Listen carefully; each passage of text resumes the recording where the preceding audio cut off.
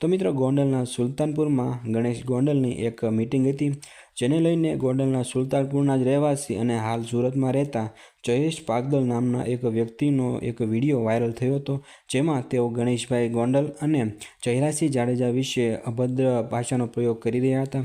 જોકે મિત્રો ત્યાર પછી ગણેશભાઈ ગોંડલ અને જયરાજસિંહ જાડેજાની તેમણે માફી માંગી હતી, જેનો પણ વિડીયો અત્યારે સોશિયલ મીડિયામાં વાયરલ થયો છે।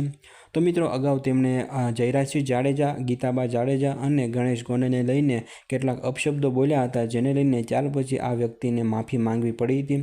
તો મિત્રો તમારું આ વિડીયો વિશે શું કહેવું છે, કોમેન્ટમાં જરૂરથી જણાવજો। અને આવી ગુજરાતને લગતી અપડેટ્સ જો તમે મેળવવા માંગતા હો તો વિડીયોને એક લાઇક કરી દેજો અને સાથે સાથે ચેનલને સબસ્ક્રાઈબ પણ જરૂરથી કરી દેજો।